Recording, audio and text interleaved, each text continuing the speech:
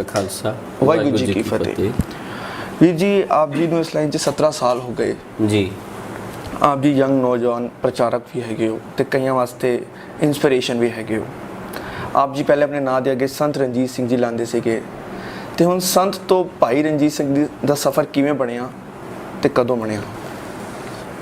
ਪਹਿਲੀ ਗੱਲ ਤਾਂ ਇਹ ਹੈ ਜੀ ਕਿ ਮੈਂ ਰਾੜਾ ਸਾਹਿਬ ਰਿਹਾ, ਉਹਦੇ ਕਰਕੇ ਉੱਥੇ ਜ਼ਿਆਦਾਤਰ ਜਿਹੜਾ ਵੀ ਕੀਰਤਨ ਕਰਨ ਵਾਲਾ ਉਹਨੂੰ ਸੰਤ ਕਿਹਾ ਜਾਂਦਾ ਹੈ।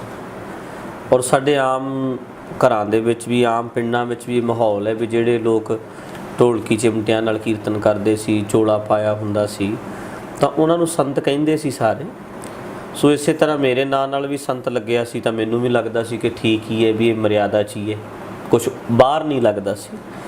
ਸੋ ਕੁਛ ਗੱਲਾਂ ਨੂੰ ਜਦੋਂ ਆਪਾਂ ਵਿਚਾਰਦੇ ਹਾਂ, ਗੁਰਬਾਣੀ ਨੂੰ ਵਿਚਾਰਦੇ ਹਾਂ, ਗੁਰਬਾਣੀ ਨੂੰ ਸਮਝਦੇ ਹਾਂ, ਉਸ ਕਰਕੇ ਇਹ ਲੱਗਦਾ ਹੈ ਕਿ ਅਸੀਂ ਗੁਰੂ ਸਾਹਿਬ ਨੇ ਜੋ ਸਾਨੂੰ ਸਿਧਾਂਤ ਦਿੱਤਾ ਹੈ ਉਹਦੇ ਮੁਤਾਬਕ ਅਸੀਂ ਭਰਾ ਬਣੇ ਰਹੀਏ ਤੇ ਜ਼ਿਆਦਾ ਚੰਗੀ ਗੱਲ ਹੈ। ਔਰ ਦੂਸਰੀ ਗੱਲ, ਗੁਰਬਾਣੀ ਦੇ ਵਿੱਚ ਗੁਰੂ ਨੂੰ ਵੀ ਸੰਤ ਕਿਹਾ, ਪਰਮਾਤਮਾ ਨੂੰ ਵੀ ਸੰਤ ਕਿਹਾ ਤੇ ਸ਼ੁਭ ਵਿਚਾਰਾਂ ਨੂੰ ਵੀ ਸੰਤ ਕਿਹਾ। ਬਿਰਤੀ ਦੀ ਗੱਲ ਹੈ, ਬੋਡੀ ਦੀ ਨਹੀਂ। ਔਰ ਕਿਸੇ ਬਿਰਤੀ ਵਾਲੇ ਨੂੰ ਆਪਾਂ ਇਹ ਕਹਿ ਸਕਦੇ ਹਾਂ ਵੀ ਇਹਦੀ ਸੰਤ ਬਿਰਤੀ ਹੈ। ਕੌਣ? ਜਿਹਦੇ ਗੁਰੂ ਵਰਗੇ ਖਿਆਲ ਨੇ, ਗੁਰੂ ਦੇ ਵਿਚਾਰ ਤੇ ਇਸ ਬੰਦੇ ਦੇ ਵਿਚਾਰ ਜਿਹੜੇ ਆ ਮਿਲਦੇ ਜੁਲਦੇ ਆ, ਇਸ ਕਰਕੇ ਸੰਤ ਬਿਰਤੀ ਹੈ। ਔਰ ਅਗਲੀ ਗੱਲ ਜਿਹੜੀ ਅਗਲੀ, ਮੈਂ ਕੁਝ ਈਸਾਈ ਧਰਮ ਬਾਰੇ ਮੈਨੂੰ ਕੁਝ ਜਾਣਕਾਰੀ ਮਿਲੀ। ਉਹਦੇ ਵਿੱਚ ਇਹ ਦੱਸਿਆ ਗਿਆ ਕਿ ਗੁਰਦੁਆਰਿਆਂ ਵਿੱਚ ਬਹੁਤ ਲੜਦੇ ਆ। ਉਹ ਕਹਿੰਦੇ ਚਰਚਾਂ ਵਿੱਚ ਵੀ ਬਹੁਤ ਸਾਲ ਪਹਿਲਾਂ ਇੱਦਾਂ ਹੀ ਲੜਦੇ ਸੀ, ਬਹੁਤ ਝਗੜੇ ਹੁੰਦੇ ਸੀ। ਉਹ ਜਦੋਂ ਝਗੜਿਆਂ ਦਾ ਵੱਡਾ ਕਾਰਨ ਇਹ ਸੀ ਕਿ ਉਹਨਾਂ ਵਿੱਚ ਬਹੁਤ ਸੈਂਟ ਪੈਦਾ ਹੋ ਗਏ। ਕੋਈ ਜੌਨ ਸੰਤ ਹੈ, ਕੋਈ ਹੋਰ ਸੰਤ ਹੈ, ਹਜ਼ਾਰਾਂ ਹੋ ਗਏ। ਔਰ ਇਹ ਨਹੀਂ ਸੀ ਪਤਾ ਲੱਗਦਾ ਵੀ ਜੀਸਸ ਕੌਣ ਹੈ। ਔਰ ਇੰਨੇ ਜ਼ਿਆਦਾ ਦਿਨ ਮਨਾਏ ਜਾਣ ਲੱਗ ਪਏ, ਕੋਈ ਕਿਸੇ ਦਾ, ਕੋਈ ਕਿਸੇ ਦਾ, ਕੋਈ ਜਨਮ ਦਿਨ, ਕੋਈ ਮਰਨ ਦਿਨ।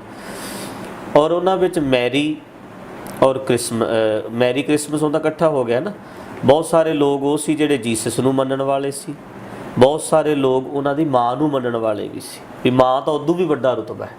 ਸੋ ਹਰ ਚੀਜ਼ ਵਿੱਚ ਇੱਦਾਂ ਹੋ ਗਿਆ, ਇੰਨਾ ਝਗੜਾ ਹੋ ਗਿਆ ਕਿ ਜੀਸਸ ਤੋਂ ਬਾਅਦ ਕੁਛ ਇੰਨੇ ਵਧੀਆ ਜੀਵਨ ਵਾਲੇ ਬੰਦੇ ਵੀ ਹੋਏ, ਲੋਕ ਉਹਨਾਂ ਨੂੰ ਵੀ ਉਦੋਂ ਵੀ ਉੱਪਰ ਰੱਖਣ ਲੱਗ ਪਏ ਸੀ। ਇੰਨਾ ਝਗੜਾ ਹੁੰਦਾ ਰਹਿੰਦਾ ਸੀ। ਫਿਰ ਇਹਨਾਂ ਨੇ ਫੈਸਲਾ ਕੀਤਾ ਇਕੱਠੇ ਹੋ ਕੇ ਵੀ ਅਸੀਂ ਕਿਸੇ ਨੂੰ ਸੰਤ ਨਾ ਕਹੀਏ। ਸੰਤ ਕਹੀਏ ਜਦੋਂ ਉਹ ਮਰ ਜਾਂਦਾ ਹੈ, ਉਦੋਂ 8 ਸਾਲ ਬਾਅਦ ਉਹਦੇ ਸਾਰੇ ਜੀਵਨ ਵਿੱਚ ਕੋਈ ਸ਼ਿਕਾਇਤ ਨਹੀਂ ਮਿਲੀ ਤਾਂ ਉਹਨੂੰ 8 ਸਾਲ ਬਾਅਦ ਸੰਤ ਕਿਹਾ ਜਾਏ, ਜਿਸ ਤਰ੍ਹਾਂ ਮਦਰ ਟਰੇਸਾ ਨੂੰ ਕਿਹਾ ਗਿਆ, ਜਿਉਂਦਿਆਂ ਨਹੀਂ ਕਿਹਾ।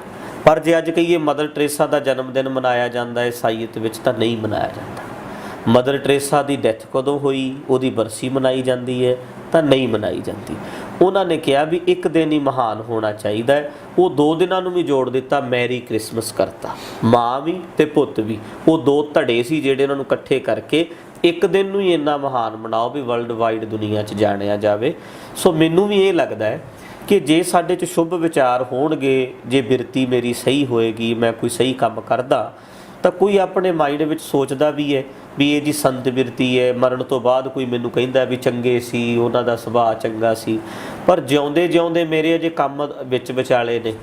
ਔਰ ਹੋ ਸਕਦਾ ਹੈ ਕਿ ਮੇਰੇ ਜੀਵਨ 'ਚ ਕੋਈ ਗਲਤੀਆਂ ਹੋਣ ਜਾਂ ਐਸਾ ਹੋਵੇ, ਬੰਦਾ ਹਮੇਸ਼ਾ ਹੀ ਗਲਤੀਆਂ ਕਰਦਾ ਹੈ। ਸੋ ਮੈਂ ਅੱਜ ਆਪਣੇ ਨਾਂ ਨਾਲ ਵਿਸ਼ਲੇਸ਼ਣ ਲਾ ਕੇ ਤੁਰਿਆ ਫਿਰਾਂ ਜੀ ਮੈਂ ਸੰਤ ਹਾਂ ਜੀ। ਉਹ ਤਾਂ ਮੈਂ ਤਾਂ ਉਪਾਧੀ ਆਪ ਹੀ ਲੈ ਲਈ, ਹਾਲਾਂਕਿ ਮੈਨੂੰ ਦਿੱਤੀ ਤਾਂ ਕਿਸੇ ਨੇ ਹੈ ਨਹੀਂ। ਸੋ ਇਸ ਕਰਕੇ ਮੈਨੂੰ ਇਹ ਗੱਲਾਂ ਚੰਗੀਆਂ ਨਹੀਂ ਸੀ ਲੱਗਦੀਆਂ। ਦੂਸਰੀ ਗੱਲ, ਕੁਛ ਭਰਾ ਇਸ ਗੱਲੋਂ ਹੀ ਸਾਡੇ ਤੋਂ ਦੂਰ ਸੀ ਵੀ ਇਹ ਸੰਤ ਨੇ, ਇਹ ਵੇਖ ਕੇ ਵੀ ਇਹ ਬਾਣਾ ਪਾਇਆ ਹੈ ਸੰਤ ਨੇ। ਸੋ ਉਸ ਗੱਲ ਨੂੰ, ਸਾਰੀਆਂ ਗੱਲਾਂ ਨੂੰ ਵਿਚਾਰਦਿਆਂ ਹੋਇਆਂ, ਸੋ ਮੈਂ ਉਹਨਾਂ ਨੂੰ ਕਿਹਾ ਕਿ ਮੇਰੇ ਨਾਂ ਨਾਲ ਸੰਤ ਦੀ ਬਜਾਏ ਕੁਛ ਵੀ ਨਾ ਲਾਓ। ਕਈ ਜਗ੍ਹਾ ਇਕੱਲਾ ਹੀ ਰਣਜੀਤ ਸਿੰਘ ਕਹੋਗੇ ਤਾਂ ਮੈਨੂੰ ਕੋਈ ਇਤਰਾਜ਼ ਨਹੀਂ। ਭਾਈ ਵੀ ਉਸ ਰੂਪ ਵਿੱਚ, ਭਾਈ ਮਨੀ ਸਿੰਘ ਜੀ, ਭਾਈ ਤਾਰੂ ਸਿੰਘ ਜੀ, ਉਹ ਇੱਕ ਰਿਸਪੈਕਟ ਨਾਲ, ਇੱਕ ਭਾਈ ਮੀਨਜ਼ ਭਰਾ, ਸਿਰਫ ਇੱਕ ਭਰਾ, ਸਾਡਾ ਭਰਾ, ਬਸ ਇੱਥੋਂ ਤੱਕ ਰੱਖੋ। ਇਹ ਮੈਂ ਕਹੀ ਹੈ ਕਾਫੀ ਜਗ੍ਹਾ ਗੱਲ ਜੀ। ਠੀਕ, तो ਅਸੀਂ ਕਹਿ ਸਕਦੇ ਹਾਂ ਦੇਰ ਆਏ ਦਰੁਸਤ ਹੈ। ਬਿਲਕੁਲ ਠੀਕ ਹੈ ਜੀ। ਦੇਰ ਆਏ ਭਾਵ ਜਿੰਨੀ ਅਸੀਂ ਸਮਝ ਆ ਰਹੀ ਹੈ, ਸਾਨੂੰ ਸਾਰੀ ਜ਼ਿੰਦਗੀ ਸਮਝਣਾ ਹੈ। ਔਰ ਅੱਗੇ ਤੋਂ ਵੀ ਸਮਝ ਆਏਗੀ। ਹੋ ਸਕਦਾ ਜੋ ਅੱਜ ਸਾਨੂੰ ਸਮਝ ਆ ਗਈ, ਮੈਂ ਜ਼ਰੂਰੀ ਨਹੀਂ ਮੰਨਦਾ ਵੀ ਅਸੀਂ ਜੋ ਅੱਜ ਕਹਿ ਰਹੇ ਹਾਂ ਸਭ ਕੁਝ ਦਰੁਸਤ ਹੈ। ਆਉਣ ਵਾਲੇ ਸਮੇਂ ਵਿੱਚ ਇਦੋਂ ਵੀ ਵੱਧ ਕੋਈ ਗੱਲ ਸਮਝ ਪਏਗੀ। ਸੋ ਅੱਜ ਵਾਲੀ ਗੱਲ ਗਲਤ ਕਹੀ ਜਾ ਸਕਦੀ ਹੈ। ਪੰਜਾਬ ਦੇ ਵਿੱਚ 12,000 ਤੋਂ ਉੱਤੇ ਪਿੰਡ ਹੈ ਤੇ 12,000 ਦੇ ਵਿੱਚ ਸ਼ਾਇਦ ਹੀ ਕੋਈ ਇੱਦਾਂ ਦਾ ਪਿੰਡ ਹੋਵੇ ਜਿੱਥੇ ਕਿਸੇ ਸੰਤ ਜਾਂ ਸਾਧ ਦਾ ਕੋਈ ਪ੍ਰਭਾਵ ਨਾ ਹੋਵੇ। ਤੁਸੀਂ ਅਜੇ ਇੱਕ ਸੰਪਰਦਾ ਵੀ ਨਾਂ ਲਿੱਤਾ ਕਿ ਗੁਰਮਤ ਵਿੱਚ ਤੁਸੀਂ ਦੱਸਿਆ ਹੈ ਕਿ ਗੁਰਮਤ ਵਿੱਚ ਸੰਤ ਕਿਸੇ ਬੰਦੇ ਅੱਗੇ ਨਹੀਂ ਲੱਗਦਾ। ਗੁਰੂ ਸਾਹਿਬ ਪੀਰੀਅਡ ਦਾ 239 ਸਾਲ ਦਾ ਪੀਰੀਅਡ ਬਣਦਾ ਹੈ, ਪਹਿਲੀ ਪਾਤਸ਼ਾਹ ਤੋਂ ਲੈ ਕੇ 10ਵੀਂ ਪਾਤਸ਼ਾਹ ਤੱਕ। 1920 ਤੱਕ ਵੀ ਅਸੀਂ ਦੇਖਦੇ ਹਾਂ ਸਿੱਖ ਕੌਮ ਦੇ ਵਿੱਚ ਸੰਤ ਨਹੀਂ ਦਿਖਦਾ। ਤੁਸੀਂ ਮੰਨਦੇ ਹੋ ਜਿਹੜੇ ਲਾਉਂਦੇ ਨੇ ਉਹ ਗਲਤ ਨੇ ਤੇ ਗੁਰਮਤ ਦੇ ਉਲਟ ਹੈ? ਨਹੀਂ, ਬਿਲਕੁਲ। ਕਈ ਸੰਪਰਦਾ ਹੈਗੀਆਂ ਇੱਦਾਂ ਦੀਆਂ। ਮੈਂ ਕਹਿ ਰਿਹਾ ਜੀ, ਜਾਣ ਤੋਂ ਬਾਅਦ ਕਿਸੇ ਦੇ ਸਾਰਾ ਜੀਵਨ ਵੇਖਿਆ ਜਾਵੇ ਔਰ ਸਾਰੀ ਕੌਮ ਉਹਨੂੰ ਕਵੇ ਕਿ ਇਹ ਸੰਤ ਬਿਰਤੀ ਸੀ, ਪਰ ਜਿਉਂਦੇ ਜਿਉਂਦੇ ਸਾਨੂੰ ਗੁਰੇਜ਼ ਕਰਨਾ ਚਾਹੀਦਾ। ਮਰਨ ਤੋਂ ਬਾਅਦ ਇਹ ਤਾਂ ਕੌਮ ਵੇਖੇ, ਸਰਵੇ ਕਰੋ ਜਿਹਦੇ 'ਚ ਤੁਹਾਨੂੰ ਸ਼ੁਭ ਵਿਚਾਰ ਲੱਗਣਗੇ, ਕਹੋ ਵੀ ਹਾਂ ਇਹ ਚੰਗੀ ਰੂਹ ਸੀ, ਸਾਰੀ ਕੌਮ ਉਹਨੂੰ ਕਵੇ। ਹਾਂਜੀ, ਜਿਹੜਾ ਰੀਸੈਂਟ ਮੰਥ ਭਾਗਾ ਜਿਹੜਾ ਅਟੈਕ ਹੋਇਆ ਤੁਹਾਡੇ ਉੱਤੇ, ਜੀ ਤੁਹਾਡੇ ਮਿੱਤਰ ਦਾ ਅਸੈਸੀਨੇਸ਼ਨ ਵੀ ਹੋਇਆ, ਕਿ ਜਿਹੜਾ ਦੂਜੀ ਸੰਪਰਦਾ ਹੈਗੀ ਹੈ ਇਹਦੇ ਤੁਹਾਡੇ ਵਿਚਾਰਧਾਰਕ ਤੌਰ ਤੇ ਲੜਾਈ ਸੀਗੀ ਜਾਂ ਨਿੱਜੀ ਤੌਰ ਤੇ ਲੜਾਈ ਸੀਗੀ? ਨਹੀਂ, ਨਿੱਜੀ ਤੌਰ ਤੇ ਲੜਾਈ ਘੱਟ ਲੱਗਦੀ ਹੈ, ਵਿਚਾਰਕ ਮਤਭੇਦ ਜ਼ਿਆਦਾ ਲੱਗ ਰਹੇ ਆ। ਜਿਹੜੇ ਵਿਚਾਰਕ ਪਹਿਲਾਂ ਚੱਲ ਰਹੇ ਸੀ ਉਹਦੇ ਵਿੱਚ ਕਈ ਗੱਲਾਂ ਸਾਹਮਣੇ ਆਉਂਦੀਆਂ ਨੇ ਨਾ, ਉਹ ਨਿੱਜੀ ਤਾਂ ਬਣ ਗਈ, ਬਾਅਦ 'ਚੋਂ ਰੂਪ ਹੋਰ ਬਣ ਗਿਆ। ਪਰ ਅਸਲ ਗੱਲ ਵਿੱਚ ਜਿਹੜੀ ਤੱਤ ਗੁਰਮਤਿ ਦਾ ਪ੍ਰਚਾਰ ਕਰਨਾ ਹੀ ਇਹਦੇ ਵਿੱਚ ਇਸ਼ੂ ਸੀ, ਕਿਉਂਕਿ ਗੁਰਬਾਣੀ ਦਾ ਸੱਚ ਜਦੋਂ ਅਸੀਂ ਸਮਝਦੇ ਹਾਂ ਔਰ ਅੱਗੇ ਸਮਝਾਉਣ ਦੀ ਕੋਸ਼ਿਸ਼ ਕਰਦੇ ਹਾਂ, ਵੱਡਾ ਕਾਰਨ ਇਹ ਵੀ ਹੋ ਸਕਦਾ। ਜਿਨ੍ਹਾਂ ਦੀ ਉੱਤੇ ਐਲੀਗੇਸ਼ਨ ਲੱਗ ਰਿਹਾ, ਜਿਸ ਸੰਸਥਾ ਨੇ ਅਟੈਕ ਕੀਤਾ ਸੀਗਾ, ਉਹਨਾਂ ਦੀ ਸੰਸਥਾ ਦੀ ਕੁਝ ਆਪਾਂ ਲਿਟਰੇਚਰ ਪੜ੍ਹੀਏ ਤੇ ਕਾਫੀ ਵਿਵਾਦਿਤ ਚੀਜ਼ਾਂ ਵੀ ਹੈਗੀਆਂ ਨੇ ਜਿਹੜੀ ਗੁਰਮਤਿ ਤੋਂ ਉਲਟ ਵੀ ਹੈਗੀਆਂ ਨੇ। ਕਈ ਪੱਖੋਂ ਕਿਹਾ ਵੀ ਜਾਂਦਾ ਹੈ, ਜਿਵੇਂ ਕਿ ਉਹਨਾਂ ਦੇ ਲਿਟਰੇਚਰਾਂ ਵਿੱਚ ਲਿਖਿਆ ਹੈ ਕਿ ਭਾਈ ਮਰਦਾਨਾ ਵਾਹਿਗੁਰੂ ਵਾਹਿਗੁਰੂ ਦਾ ਸਿਮਰਨ ਕਰਦੇ ਕਰਦੇ ਪਾਣੀ ਉੱਤੇ ਚੱਲਣ ਲੱਗ ਪਏ। ਇੱਦਾਂ ਦੀ ਕਈ ਚੀਜ਼ਾਂ ਨੇ। ਤੇ ਇੱਕ ਦੂਜੇ ਬੰਨੇ ਤੁਸੀਂ ਤੱਤ ਗੁਰਮਤਿ ਦੀ ਗੱਲ ਕਰ ਰਹੇ ਹੋ ਕਿ ਤੁਸੀਂ ਐਸਾ ਚੀਜ਼ਾਂ ਸਮਝਦੇ ਹੋ ਕਿ ਇਹ ਜਿਹੜੀ ਗਪੌੜਾ ਨੇ, ਜਿਹੜੀਆਂ ਸਾਖੀਆਂ ਨੇ, ਇਹਨਾਂ ਚੀਜ਼ਾਂ ਨੂੰ ਡੈਂਟ ਹੋਣ ਕਰਕੇ ਇਹਨਾਂ ਤੁਹਾਡੇ ਉੱਤੇ ਅਟੈਕ ਕੀਤਾ ਗਿਆ? ਨਹੀਂ, ਦੇਖੋ, ਗੁਰਬਾਣੀ ਦਾ ਸੱਚ ਅਸੀਂ ਸੰਗਤ ਵਿੱਚ ਬਿਆਨ ਕਰਦੇ ਹਾਂ ਔਰ ਗੁਰਬਾਣੀ ਮੁਤਾਬਕ ਜਿਹੜੀਆਂ ਗੱਲਾਂ ਗਲਤ ਨੇ, ਚਾਹੇ ਉਹ ਕਿਸੇ ਵੀ ਕਿਤਾਬ 'ਚ ਲਿਖੀਆਂ ਨੇ, ਗੁਰਬਾਣੀ ਅਕੋਰਡਿੰਗ ਜਿਹੜੀਆਂ ਠੀਕ ਨਹੀਂ ਨੇ ਉਹ ਠੀਕ ਨਹੀਂ ਨੇ ਬਸ।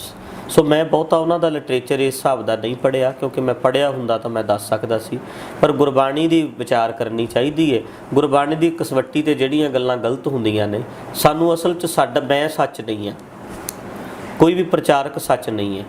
ਇਹ ਤਾਂ ਸੰਗਤ ਨੂੰ ਚਾਹੀਦਾ ਹੈ ਕਿ ਗੁਰੂ ਗ੍ਰੰਥ ਸਾਹਿਬ ਜੀ ਨੂੰ ਚੰਗੀ ਤਰ੍ਹਾਂ ਸਮਝੋ ਔਰ ਸਮਝ ਕੇ ਫਿਰ ਗੁਰਬਾਣੀ ਦੀ ਕਸਵੱਟੀ 'ਤੇ ਸਾਰੀਆਂ ਬੁੱਕਸ, ਇਤਿਹਾਸ ਜੋ ਛਪਿਆ ਹੈ, ਕਿਸੇ ਦਾ ਵੀ ਹੈ, ਚਾਹੇ ਮੈਂ ਬੋਲ ਰਿਹਾ, ਮੈਂ ਸਟੇਜ 'ਤੇ ਬੋਲਦਾ, ਤਾਂ ਮੈਨੂੰ ਵੀ ਗੁਰਬਾਣੀ ਦੀ ਕਸਵੱਟੀ 'ਤੇ ਪਰਖੋ। ਜਿਹੜੀ ਗੱਲ ਗਲਤ ਲੱਗਦੀ ਉਹਨੂੰ ਸਾਈਡ 'ਤੇ ਕੱਢ ਦਿਓ। ਜਿਹੜਾ ਤੁਹਾਡੇ 'ਤੇ ਅਟੈਕ ਹੋਇਆ, ਉਸ ਇੰਸਟੀਟਿਊਸ਼ਨ ਦਾ ਸਿਆਸੀਆਂ ਨਾਲ ਵੀ ਕਾਫੀ ਇਨਫਲੂਐਂਸ ਹੈ, ਸਾਨੂੰ ਸਾਰਿਆਂ ਨੂੰ ਪਤਾ ਹੈ ਜੀ। ਕਿ ਤੁਸੀਂ ਸਮਝਦੇ ਹੋ ਇੱਕ ਪਾਸੇ ਹਿੰਦੂਤਾ ਫੋਰਸਿਸ ਦਾ ਅਟੈਕ ਹੋ ਜਾਣਾ, ਹਾਂਜੀ, ਲਲਕਾਰ ਰੈਲੀ ਕਰਨਾ ਸਿੱਖਾਂ ਨੂੰ, ਦੂਜੀ ਤਰਫ ਤੁਹਾਡੇ 'ਤੇ ਅਟੈਕ ਕਰਨਾ, ਤੇ ਤੀਜੀ ਤਰਫ 2017 ਦੇ ਇਲੈਕਸ਼ਨ ਆਉਣਾ, ਇਹਦੇ ਪਿੱਛੇ ਕੋਈ ਸਿਆਸੀਕਰਨ ਹੋ ਸਕਦਾ? ਹੋ ਸਕਦਾ ਜੀ, ਬਹੁਤ ਕੁਛ ਇਹ ਤਾਂ ਵਿੱਚ ਲੱਭਣ ਦੀ ਜ਼ਰੂਰਤ ਹੈ। ਜਿਸ ਹਿਸਾਬ ਨਾਲ ਉਹ ਲਲਕਾਰੇ ਮਾਰ ਰਹੇ ਆ ਔਰ ਡਰਾ ਰਹੇ ਆ, ਬਹੁਤ ਕੁਛ ਹੈ ਇਹਦੇ ਵਿੱਚ ਜੀ। ਕਿ ਤੁਸੀਂ ਮੰਨਦੇ ਹੋ ਕਿ ਇਹਦੇ ਪਿੱਛੇ ਸਿੱਖਾਂ ਨੂੰ ਅਟੈਕ ਕਰਨਾ ਤੱਤ ਗੁਰਮਤਿ ਉੱਤੇ ਅਟੈਕ ਹੈ? ਬਿਲਕੁਲ ਜੀ, ਸੱਚ ਤੇ ਅਟੈਕ ਹੈ, ਬਿਲਕੁਲ ਸੱਚ ਤੇ ਅਟੈਕ। ਤੁਹਾਡੇ ਪਿਛਲੀ ਕੁਝ ਵੀਡੀਓਆਂ ਸੀਗੀਆਂ ਜਿਹਦੇ ਵਿੱਚ ਵਿਵਾਦਿਤ ਵੀ ਸੀਗੀਆਂ, ਜਿਹਦੇ ਵਿੱਚ ਤੁਸੀਂ ਕੇਕ ਵੀ ਕਟਾਇਆ, ਜਿਹਦੇ ਤੁਸੀਂ ਪੈਰ ਵੀ ਛੁਆਏ, ਕਿ ਤੁਸੀਂ ਮੰਨਦੇ ਹੋ ਗਲਤ ਸੀਗਾ? ਉਹ ਪੂਰੀ ਵੀਡੀਓ ਨਹੀਂ ਸੀ, ਕੁਝ ਕਲਿੱਪ ਕੱਟ ਕੇ ਬਣਾਏ ਗਏ ਸੀ। ਤੁਸੀਂ ਉਸ ਪਰ ਉਹ 2003 ਦੀ ਗੱਲ ਹੈ, 2003 ਦੀ ਉਹ ਮੇਰੇ ਖਿਆਲ ਘਟਨਾ ਹੈ। ਉਹਦੇ ਵਾਸਤੇ ਜਦੋਂ ਮੈਨੂੰ ਪਤਾ ਲੱਗਾ ਵੀ ਕੇਕ ਕੱਟਣਾ ਜਿਹੜਾ ਇਹ ਠੀਕ ਨਹੀਂ ਹੈ, ਤਾਂ ਮੈਂ ਜ਼ਰੂਰ ਉਸ ਵੇਲੇ ਮੈਂ ਉਹਨੂੰ ਮੰਨਿਆ ਸੀ ਇਹ ਗਲਤੀ ਹੈ। ਅੱਜ ਇੰਨੇ ਕੀਰਤਨ ਸਮਾਗਮ ਹੋ ਰਹੇ ਨੇ, ਇੰਨੇ ਪ੍ਰਚਾਰ ਹੋ ਰਹੇ ਨੇ, ਹਰ ਜਥੇਬੰਦੀ ਕਹਿ ਰਹੀ ਹੈ ਅਸੀਂ ਇੰਨੇ ਨੂੰ ਅੰਮ੍ਰਿਤ ਛਕਾ ਰਹੇ ਹਾਂ, ਪਰ ਜਦੋਂ ਅਸੀਂ ਸੂਬਿਓਂ ਬਾਹਰ ਆ ਕੇ ਦੇਖਦੇ ਹਾਂ, ਨਾ ਤੇ ਸਾਨੂੰ ਪੰਜਾਬ 'ਚ ਊੜਾ ਲੱਭਦਾ, ਨਾ ਤੇ ਜੂੜਾ ਲੱਭਦਾ ਹੈ। ਯੂਥ ਟੁੱਟ ਕੇ ਬਾਹਰ ਜਾ ਰਿਹਾ, ਕੇਸ ਕਟਾ ਕੇ ਦੇਸ਼ ਤੋਂ ਬਾਹਰ ਜਾ ਰਿਹਾ ਹੈ। ਕਿੱਥੇ ਕਮੀ ਆ ਰਹੀ ਹੈ? ਅਸਲ ਵਿੱਚ ਜਦੋਂ ਸਹੀ ਸਮਝ ਕੇ ਬੰਦਾ ਅੰਮ੍ਰਿਤਧਾਰੀ ਬਣਦਾ ਹੈ ਤਾਂ ਉਹਦਾ ਅਸਰ ਬਹੁਤ ਵੱਡਾ ਹੁੰਦਾ ਹੈ। ਗੁਰਮਤਿ ਨੂੰ ਸਮਝੇ, ਗੁਰਮਤਿ ਦੀ ਵਿਚਾਰ ਵੀ ਉਹਦੇ ਕੋਲ ਹੋਵੇ ਔਰ ਦਸਤਾਰ ਵੀ ਉਹਦੇ ਕੋਲ ਹੋਵੇ। ਸੋ ਨਵੀਂ ਪੀੜ੍ਹੀ ਵਿੱਚ ਐਸੀ ਗੱਲ ਨਹੀਂ ਵੀਰ ਜੀ, ਜਿਹੜੀ ਗੱਲ ਆਪਾਂ ਕਹਿੰਦੇ ਆ ਨਾ, ਅਸਰ ਹੁਣ ਜਿਹੜਾ ਪਿਛਲੇ ਮੈਂ ਸਮੇਂ ਤੋਂ ਵੇਖਿਆ, ਪਹਿਲਾਂ ਲੋਕ ਸਿਰਫ ਅੰਮ੍ਰਿਤ ਛਕ ਲੈਂਦੇ ਸੀ, ਨਾ ਉਹ ਸਮਝਦੇ ਸੀ, ਪੜ੍ਹਦੇ ਨਹੀਂ ਸੀ। ਪਰ ਹੁਣ ਵਾਲੇ ਜਿਹੜੇ ਬੱਚੇ, ਯੰਗ ਜਨਰੇਸ਼ਨ ਹੈ ਜਿਹੜੀ ਹੁਣ ਅੰਮ੍ਰਿਤ ਛਕ ਰਹੇ ਹੈ, ਉਹ ਚੰਗੀ ਤਰ੍ਹਾਂ ਪੜ੍ਹਦੇ ਵੀ ਹੈ ਔਰ ਗੁਰਮਤਿ ਨੂੰ ਸਮਝਦੇ ਵੀ ਹੈ। ਫੇਸਬੁੱਕ, ਵਟਸਐਪ ਆਉਣ ਕਰਕੇ ਹਰ ਚੀਜ਼ ਜਿਹੜੀ ਕਲੀਅਰ ਪਬਲਿਕ ਦੇ ਸਾਹਮਣੇ ਆ ਰਹੀ ਹੈ। ਸੋ ਹੁਣ ਕਾਫੀ ਚੇਂਜ ਅੱਗੇ ਨਾਲੋਂ ਤੁਸੀਂ ਦੇਖੋਗੇ ਕਿ ਜਦੋਂ ਬਰਗਾੜੀ ਵਿੱਚ ਵੀ ਹੋਇਆ ਜਾਂ ਹੁਣ ਵੀ ਮਸਲਾ ਹੈ, ਜਾਂ ਤੁਸੀਂ ਪੂਰੀ ਇਹਨਾਂ ਇਲਾਕਿਆਂ ਦੇ ਵਿੱਚ ਜਾ ਕੇ ਵੇਖੋ, ਪਿੰਡਾਂ ਦੇ ਵਿੱਚ ਹੁਣ ਬਹੁਤ ਅੱਗੇ ਨਾਲੋਂ ਚੇਂਜ ਆਉਣੀ ਸ਼ੁਰੂ ਹੋਈ ਹੈ, ਪਰ ਉਹ ਗ੍ਰਾਫ ਜਿਹੜਾ ਬੜੀ ਸਲੋ ਵੱਧ ਰਿਹਾ। ਦੂਸਰੀ ਗੱਲ ਇਹ ਹੈ ਕਿ ਮੈਨੂੰ ਲੱਗਦਾ ਹੈ ਜਿਹੜਾ ਇਹ ਬੁਖਲਾਹਟ ਜਿਹੜੀ ਹੈ ਉਹਨਾਂ ਲੋਕਾਂ ਵਿੱਚ ਤਾਂ ਹੀ ਹੈ ਕਿ ਇਹ ਵੱਧ ਰਿਹਾ।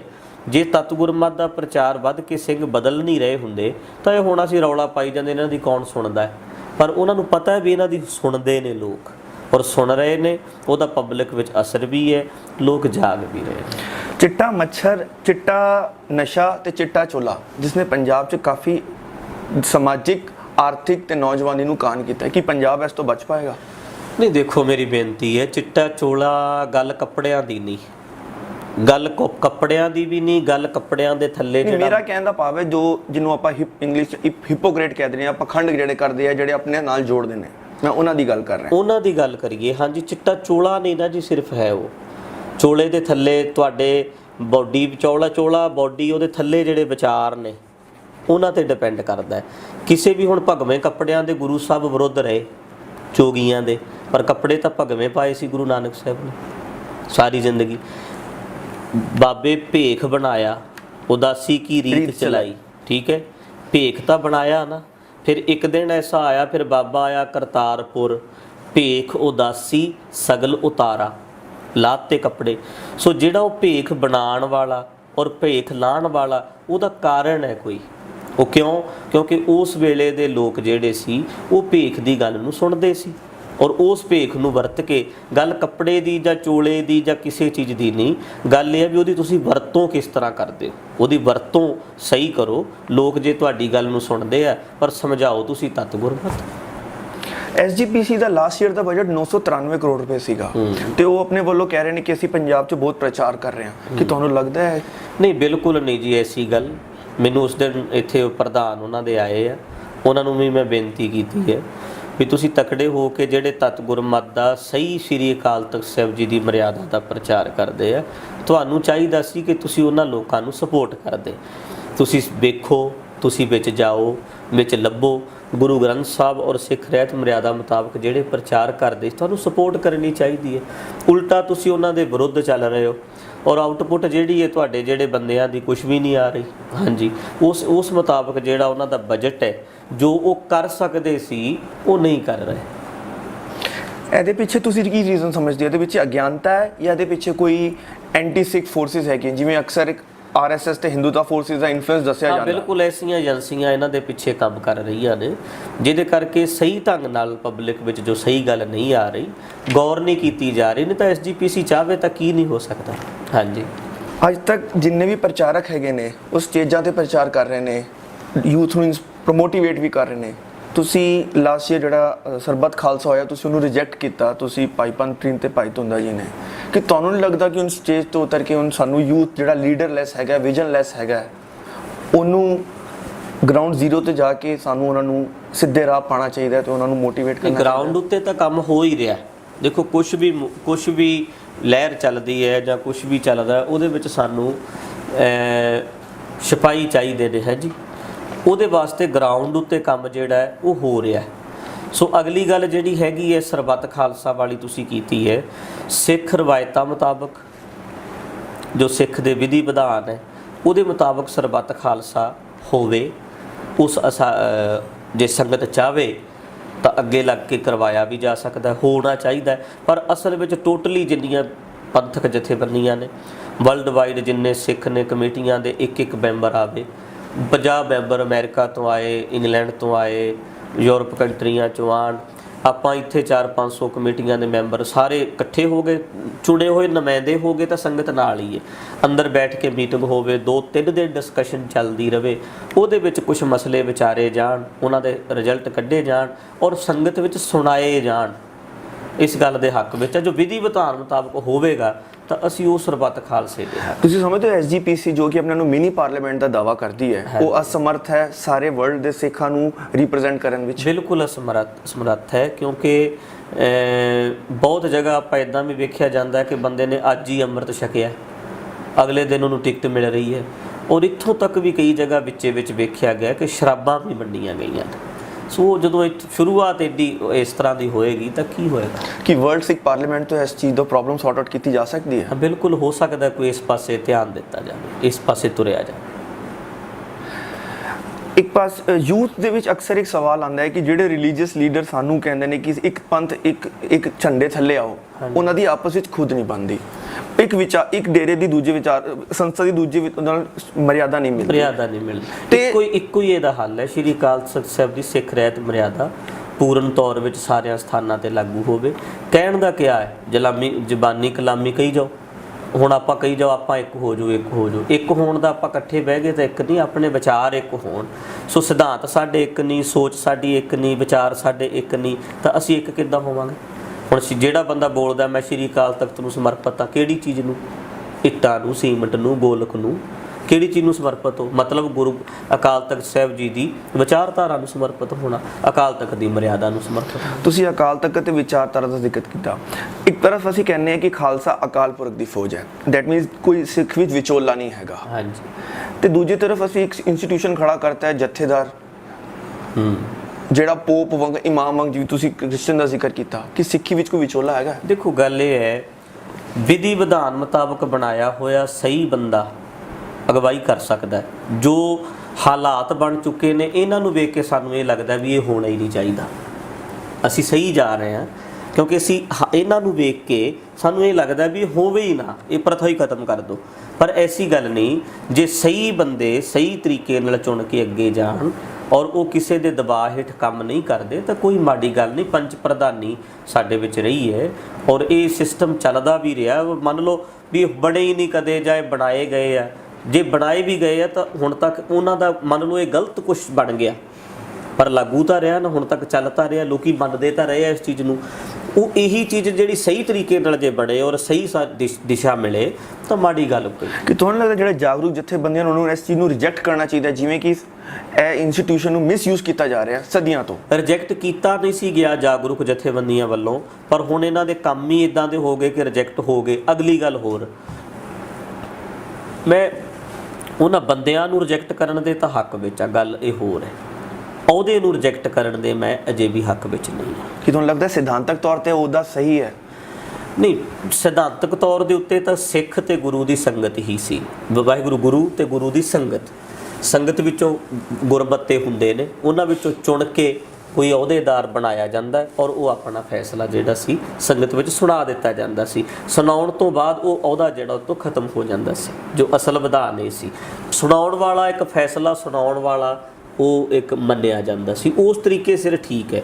ਬਾਕੀ ਜਿਹੜੀ ਗੱਲ ਤੁਸੀਂ ਕਹੀ ਹੈ ਕਿ ਤੱਤ ਗੁਰਮਤ ਵਾਲਿਆਂ ਨੂੰ ਜਾਂ ਜਥੇਬੰਦੀਆਂ ਨੂੰ ਇਹਨਾਂ ਨੂੰ ਰਿਜੈਕਟ ਕਰ ਦੇਣਾ ਚਾਹੀਦਾ ਹੈ, ਮੇਰਾ ਖਿਆਲ ਹੈ ਜੇ ਅੱਜ ਵੀ ਇਹ ਰਿਜੈਕਟ ਹੋਏ ਨੇ ਤੇ ਉਹਨਾਂ ਦੇ ਉਦਮ ਕਰਕੇ ਹੀ, ਜਿਹੜੇ ਗੁਰਮਤ ਨੂੰ ਸਮਝਣ ਵਾਲੇ ਸੀ ਉਹਨਾਂ ਨੇ ਆਵਾਜ਼ ਉਠਾਈ ਹੈ ਤਾਂ ਹੀ ਇਹ ਰਿਜੈਕਟ ਹੋਏ।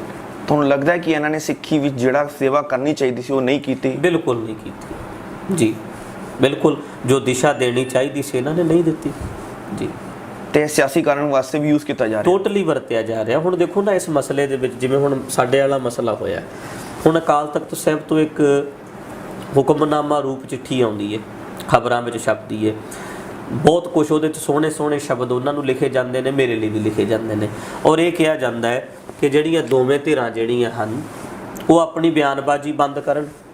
ਪਰ ਕੀ ਕੀਤਾ, ਬੈਲੈਂਸ ਕਰਤਾ ਦੋਨੇ ਧਿਰਾਂ ਨੂੰ। ਵਰਲਡ ਵਾਈਡ ਇੱਕ ਮੈਸੇਜ ਦਿੱਤਾ ਜਾ ਰਿਹਾ ਹੈ ਵੀ ਦੋ ਬੰਦੇ ਆਪਸ 'ਚ ਲੜ ਰਹੇ ਆ, ਦੋ ਧਿਰਾਂ ਆਪਸ 'ਚ ਬਿਆਨਬਾਜ਼ੀਆਂ ਕਰ ਰਹੀਆਂ ਨੇ ਔਰ ਲੜ ਰਹੇ ਆ ਦੋਨੇ ਜਣੇ, ਔਰ ਕੁਝ ਬੰਦੇ ਸਲਾਹ ਦੇ ਰਹੇ ਆ ਸਾਨੂੰ ਇਹਨਾਂ ਨੂੰ ਮੱਤਾਂ ਤਾਂ ਨਹੀਂ ਦੇਣੀਆਂ ਚਾਹੀਦੀਆਂ, ਪਰ ਇਹ ਸਿਆਣੇ ਨੇ, ਇਹਨਾਂ ਨੂੰ ਟਿਕਣਾ ਚਾਹੀਦਾ ਹੈ, ਇਹ ਸ਼ਬਦੀ ਜੰਗ ਤੋਂ ਗੁਰੇਜ਼ ਕਰਨ, ਇਹ ਬਿਆਨਬਾਜ਼ੀ ਆਪਣੀ ਤੋਂ ਪਰਹੇਜ਼ ਕਰਨ। ਹੁਣ ਬਣਾ ਕੀ ਦਿੱਤਾ ਜਾ ਰਿਹਾ, ਇਹ ਬਣਾਇਆ ਇਹ ਦੋ ਧਿਰਾਂ ਨੇ, ਇੱਕ ਹਮਲਾਵਰ ਧਿਰ, ਇੱਕ ਪੀੜਤ ਧਿਰ। ਪਰ ਕੀਤਾ ਕੀ ਜਾ ਰਿਹਾ, ਇਹਨਾਂ ਦੋਨਾਂ ਧਿਰਾਂ ਨੂੰ ਬੈਲੈਂਸ ਕੀਤਾ ਜਾ ਰਿਹਾ, ਬਰਾਬਰ ਕਰਕੇ ਵਿਖਾਇਆ ਜਾ ਰਿਹਾ। ਵਰਲਡ ਵਾਈਡ ਇਹ ਮੈਸੇਜ ਦਿੱਤਾ ਜਾ ਰਿਹਾ ਵੀ ਦੋ ਬੰਦੇ ਲੜ ਰਹੇ ਆ, ਪਰ ਐਸਾ ਹੈ ਨਹੀਂ। ਖੂਨੀ ਟਕਰਾਅ ਨੂੰ ਟਾਲੋ, ਅਸੀਂ ਤਾਂ ਖੂਨੀ ਟਕਰਾਅ ਹੋਇਆ ਹੀ ਨਹੀਂ ਸਾਡਾ, ਤਾਂ ਸਾਡੀ ਗੱਲ ਦਲੀਲ ਵਾਲੀ ਸੀ, ਉਹਦਾ ਜਵਾਬ ਦੇਣਾ। ਉਹਨਾਂ ਨੇ ਮੈਨੂੰ ਕੁਐਸਚਨ ਕੀਤਾ, ਮੈਂ ਉਹਦਾ ਆਨਸਰ ਕਰਤਾ, ਉਹਨਾਂ ਨੇ ਮੈਂ ਉਹਦਾ ਜਵਾਬ ਦੇ ਦਿੱਤਾ, ਉਹ ਮੈਨੂੰ ਫਿਰ ਸਵਾਲ ਕਰਦੇ, ਮੇਰੇ ਤੇ ਕੁਐਸਚਨ ਕਰਨ ਤੇ ਮੈਂ ਉਹਦਾ ਜਵਾਬ ਦੇਵਾਂ। ਪਰ ਉਲਟਾ ਕੀ ਹੋਇਆ, ਹਮਲਾ ਕਰਕੇ ਸਾਡਾ ਬੰਦਾ ਮਾਰਿਆ ਜਾਂਦਾ ਹੈ। ਔਰ ਹੁਣ ਕੀ ਹੈ, ਹੁਣ ਨਾ ਤਾਂ ਇਨਸਾਫ ਮਿਲਿਆ, ਉਲਟਾ ਦਿਖਾਇਆ ਇਹ ਜਾ ਰਿਹਾ ਪਬਲਿਕ ਵਿੱਚ ਵੀ ਦੋ ਬੰਦੇ ਲੜ ਰਹੇ ਆ। ਮੈਂ ਤਾਂ ਇੱਥੋਂ ਤੱਕ ਵੀ ਕਹਿ ਰਿਹਾ ਵੀ ਸਾਡੇ ਹੋਰ ਵੀ 2-4 ਮਰ ਜਾਣਗੇ, ਇਸ ਤਾਂ ਫਿਰ ਵੀ ਖੂਨੀ ਟਕਰਾਵ ਦੇ ਹੱਕ ਵਿੱਚ ਨਹੀਂ ਹੈ। ਅਸੀਂ ਤਾਂ ਫਿਰ ਵੀ ਨਹੀਂ ਚਾਹੁੰਦੇ ਵੀ ਕਦੇ ਕਿਸੇ ਤੇ ਹਮਲਾ ਹੋਵੇ ਜਾਂ ਤਾਂ ਕਿਸੇ ਨਾਲ ਧੱਕਾ ਹੋਵੇ। ਬੈਲੈਂਸ ਕੀਤਾ ਜਾ ਰਿਹਾ ਜਾਣ ਬੁੱਝ ਕੇ। ਸੋ ਗੱਲ ਸ਼੍ਰੀ ਅਕਾਲ ਤਖਤ ਸਾਹਿਬ ਦੀ ਗੱਲ ਕਹਿ ਰਹੇ ਆਪਾਂ, ਉਹਨਾਂ ਬੰਦਿਆਂ ਨੂੰ ਵਰਤ ਕੇ ਪਹਿਲਾਂ ਤਾਂ ਉਹਦਾ ਦਬਾਅ ਬਣਾਓ, ਨਹੀਂ ਬਣਿਆ ਹੋਰ ਕੋਸ਼ਿਸ਼ ਕਰੋ, ਨਹੀਂ ਬਣਿਆ ਫਿਰ ਉਧਰੋਂ ਘੁਮਾ ਕੇ ਇਹਨਾਂ ਦਾ ਗੱਲ ਫੜਨਾ ਉਹਨਾਂ ਨੇ ਮੇਰਾ ਹੀ ਗੱਲ ਹੈ। ਪਹਿਲਾਂ ਤਾਂ ਧਮਕੀਆਂ ਮਿਲੀਆਂ, ਫਿਰ ਹਮਲਾ ਹੋਇਆ, ਫਿਰ ਬੰਦੇ ਨੂੰ ਮਾਰਿਆ ਗਿਆ, ਸਾਡੇ ਸਾਥੀ ਨੂੰ ਸ਼ਹੀਦ ਕੀਤਾ ਗਿਆ, ਉਸ ਤੋਂ ਬਾਅਦ ਵੀ ਧਮਕੀਆਂ ਦਿੱਤੀਆਂ ਗਈਆਂ ਤੇ ਅੱਜ ਕਿਹਾ ਜਾ ਰਿਹਾ ਕਿ ਮਾਫੀ ਵੀ ਮੈਂ ਮੰਗਾ। ਹੱਥ ਜੋੜ ਕੇ ਮੈਂ ਡਰਦਾ ਹੋਇਆ ਜੇ ਮਾਫੀ ਮੰਗਾ, ਦਬਾਅ ਹੀ ਇੰਨਾ ਬਣਾਓ ਕਿ ਮੈਂ ਮਾਫੀ ਮੰਗ ਲਵਾਂ, ਨਹੀਂ ਤਾਂ ਮੈਨੂੰ ਪਤਾ ਨਹੀਂ ਕਿਹੜਾ ਹੁਕਮਨਾਮਾ ਆ ਜਾਣਾ, ਕਿਹੜੀ ਮੈਨੂੰ ਸਜ਼ਾ ਸੁਣਾਈ ਜਾਏਗੀ। ਉਸ ਚੀਜ਼ ਨੂੰ ਬੈਲੈਂਸ ਕੀਤਾ ਜਾ ਰਿਹਾ। ਸੋ ਸੱਚ ਪਰਖਣ ਵਾਲੇ ਬੰਦਿਆਂ ਨੂੰ ਚਾਹੀਦਾ ਕਿ ਦੋਨੇ ਪੱਖ ਵੇਖੋ ਔਰ ਜਿਹੜਾ ਸੱਚ ਹੈ ਸਹੀ ਕਹਿ ਰਿਹਾ ਉਹਦੇ ਪੱਖ ਵਿੱਚ ਖੜਨਾ ਚਾਹੀਦਾ। ਇਹ ਲਫ਼ਜ਼ੀ ਵਾਰ ਦੇ ਵਿੱਚ ਜਦੋਂ ਤੁਸੀਂ ਕਿਹਾ ਸੀਗਾ ਸਰਕਾਰੀ ਸੰਤ ਆਪਣੇ ਓਪੋਨੈਂਟ ਨੂੰ, ਧੂਮਾ ਜੀ ਨੂੰ, ਤੁਸੀਂ ਕਿਹਾ ਸੀ ਸਰਕਾਰੀ ਸੰਤ, ਇੱਕ ਤਰ੍ਹਾਂ ਤੁਸੀਂ ਕਹਿ ਰਹੇ ਹੋ ਕਿ ਅਸੀਂ ਸਰਕਾਰੀ ਨੂੰ ਅਲਟੀਮੇਟਮ ਦਿੱਤਾ ਕਿ 26 ਤਰੀਕ ਤੱਕ ਜੇ ਉਹਨਾਂ ਨੇ ਨਹੀਂ ਕੀਤਾ ਤਾਂ ਅਸੀਂ ਆਪਣੀ ਰਣਨੀਤੀ ਬਣਾਵਾਂਗੇ, ਅਸੀਂ ਪੀਸਫੁਲ ਪ੍ਰੋਟੈਸਟ ਕਰਾਂਗੇ। ਕੀ ਨੀਤੀ ਰਹੇਗੀ ਤੇ ਤੁਸੀਂ ਕਿਹੜੀ ਸਰਕਾਰ ਦੀ ਗੱਲ ਕਰ ਰਹੇ ਸੀ? ਮੇਰੀ ਬੇਨਤੀ ਸੁਣੋ, ਉਹ ਤਾਂ ਅਸੀਂ ਜਿਸ ਕਾਨੂੰਨ ਵਿੱਚ ਰਹਿੰਦੇ ਆ, ਜਿਹੜੀਆਂ ਸਰਕਾਰਾਂ ਇੱਥੇ ਕੰਮ ਕਰਦੀਆਂ ਨੇ ਉਹਨਾਂ ਨੂੰ ਟਾਈਮ ਤੁਹਾਨੂੰ ਦੇਣਾ ਪਏਗਾ।